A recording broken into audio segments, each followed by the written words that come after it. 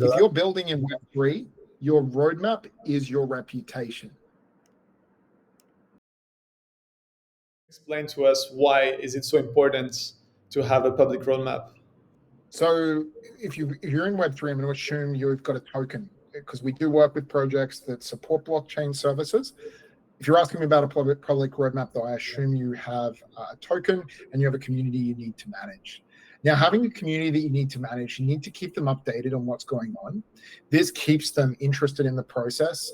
This keeps them interested in your project and coming back for more. And a public roadmap is a great way to do that. Now, if you're going to do a public roadmap, you need to keep it updated. It's not good to say, hey, we made this mode roadmap 3 years ago, check it out, this is where we're at. They're not interested in that. They want to see regular updates on this.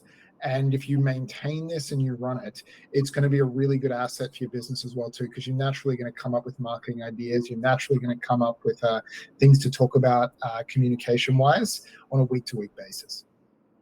A piece of information that is very interesting in what you say is this difference between roadmaps. So what I understand now is that we're not talking about a roadmap. We're talking about roadmaps, plural. Can you tell us a bit what's the difference and why it's a better strategy to have several roadmaps rather than just one central one?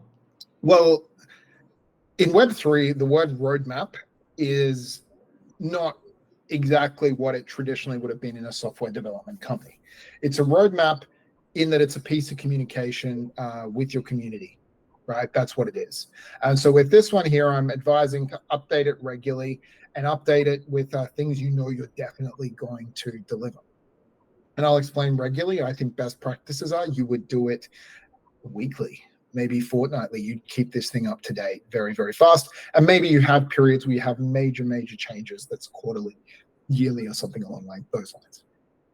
But internally, this is now how you as a business leader are communicating with your teams. You've got to get everyone marching in time with each other. And you've got to sell them on the long-term vision of the company. So I steal a lot from Steve Jobs here, right? Steve Jobs talks about how a plan is always good in hindsight. And he talks about how, you need to be able to, as a leader, communicate really well with your internal team, where you're going, what they need to do, hire qualified people and let them get there in their way they can. The process is going to be harder to see.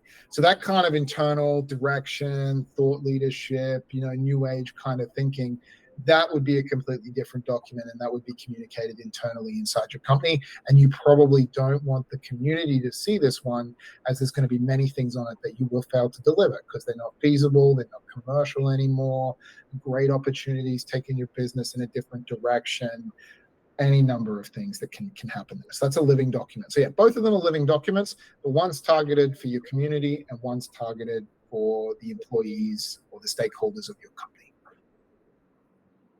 Okay, pretty good insight. But of course, when we talk about it now, everything sounds perfectly fine, perfectly easy, perfectly simple to leverage and to put in place.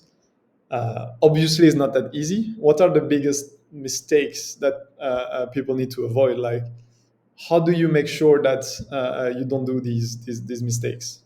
Right. So the biggest mistake I see on the public roadmap, and let's just keep this to public roadmap maybe, is projects will be over ambitious with what they promise. They fail to deliver. They get FUD or negative feedback from the community, and they get scared. And so they decide to stop updating the public roadmap as regularly, maybe cease to do it at all. Whereby what they should have done is just be regularly updating this document with things that they're 90% sure they're going to be able to complete, and they're probably close to completion. Definitely. On the other hand, how do you let's say make sure that you are on your way to success? Like, what are your best practices, your top tips for a company that has to create the structure for the roadmap? This, I think, leans a lot on one of the parts of the RMA that we do, which is called product velocity. And what velocity here is, it's showing that areas all across the business are doing a lot. They're delivering a lot of things. Now, if you're delivering things that have no commercial value, meaning they're not going to add money to the bank, it might be okay in the beginning, particularly if you're researching or building stuff. But over time, you really want to see the work that's coming out, most of it having a commercial result that's happening for your business. And you want that to translate into the roadmap. But here you do have an advantage. So the crypto investor is not necessarily the most sophisticated investor out there. So you can put in glamour metrics and stuff like that into the roadmap. The crypto investor has a very broad definition, for example, of what marketing is or what the role of marketing is. So you can pad this with all sorts of activities and collaborations and things like that as well.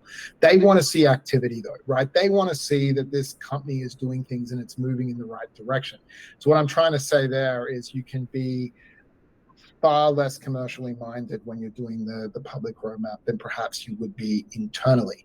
And on the flip side, internally, if you're padding your roadmap with these kind of glamour, ego-driven goals, your business is probably not heading in the right direction. You want to see lots of stuff happening that's going to lead to revenue, that's going to lead to a lifetime value from a customer or something along those lines. Maybe you have a SaaS service, not a customer, but you want it to be leading to money in the bank. Cool. One last thing. What is the offer? What is the call to action? How can we receive some support from VaaSBlock? You could reach out to VaaSBlock or head over to the RMA page on our site to learn more. Is any of them good? Yeah.